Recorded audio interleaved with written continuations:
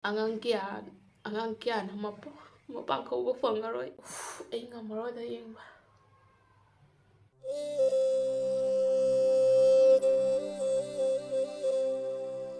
Hey mayam ngasi video da mayam budam nak chari inga ko shilpi na khari mang manipur da chalu bagi video thagat paduga comment tawbi rei hauji hauji nauna thoklak pa isei Yaiphare manipur da hauji hauji ori ba matang sigi maram da adugi mathakta lengba isei ama adugi review bibiro waina adugi isei do ngasi di mayam punna tabina isei Yaiphare habi isei ji dei tadri tadabai maram da video tawraga mayam ko punna tabina gyana hadi ahamba aina tabagi feelings tuga kona amka tabai feelings tuga di manaroi da reaction so I some search togige I show in recover yoga okay Yaiphare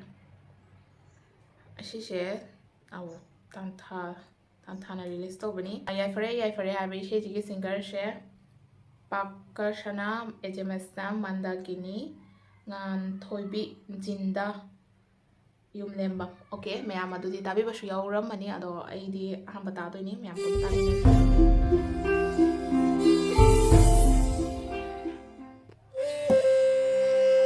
wow tak part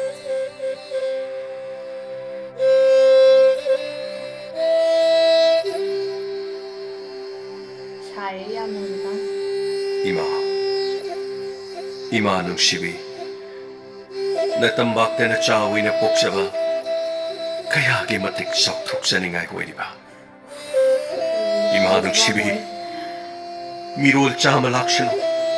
ngamloy na cha kaya gi igi iche na leptri ba phawa pumapam ima bu mun ki ba kanan ngamoy kanana su ngamoy ko ima leba ko ima bu kanana mun bangam do na trane asi bakni Pari nungshira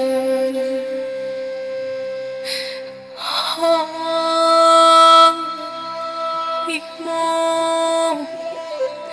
nungshibi kambi may huraba imabu may kanbaday Yai binatawai mga magtab mangrabarani chagi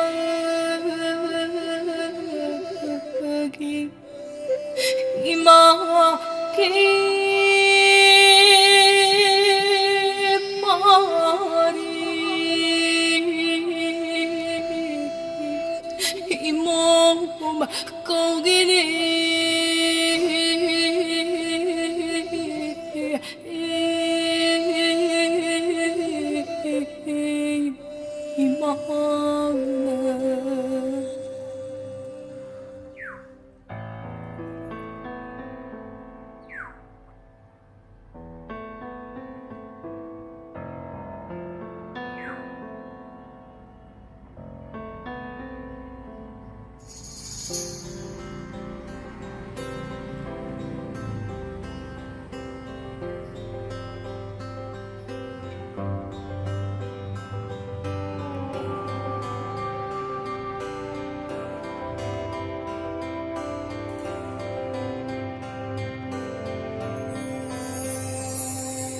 Polem mamagi mikki maniyo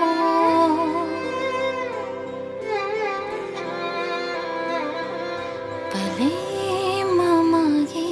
mikki maniyo ayuki na koro ahingi na thaja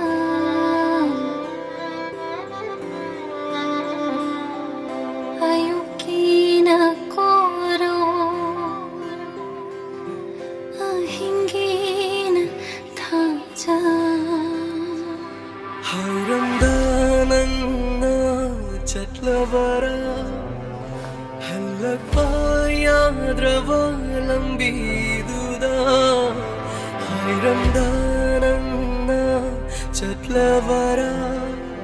halakpaya dravalam biduda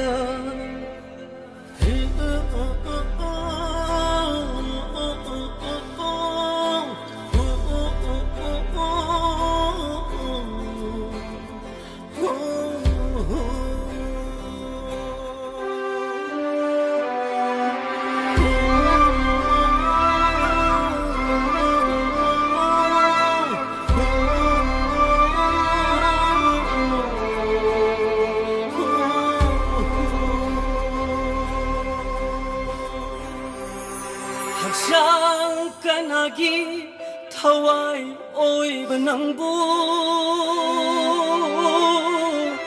kauri bashe mokdang khumla khone nangbu hakchang kanagi thawai oi banangbu Ay ngamaro da yung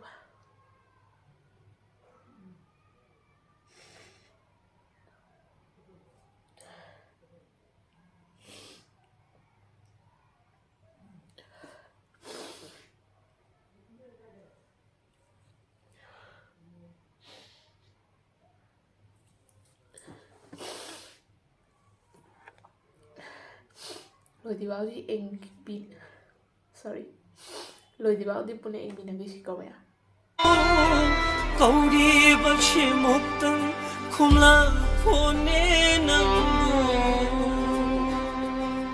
Maisnam pira ichinai thamoi masai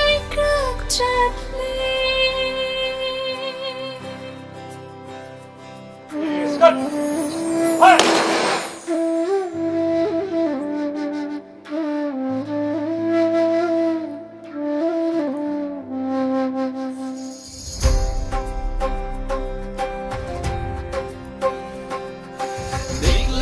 Chana leirang pai na Polem kaya na pambong thanga Okli ng bungay riya thamba Mikla kutsana leirang pai na Polem kaya na pambong thanga Okli ng bungay riya thamba imagi pari imagi imu jen khano langam hirang pai dona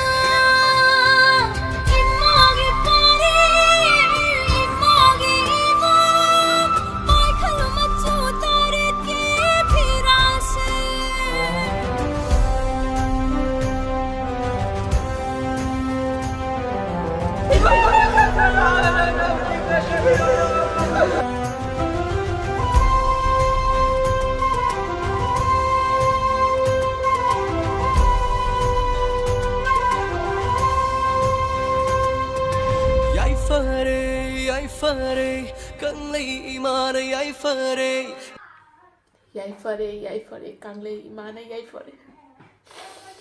Yaiphare maitra vatna Yaiphare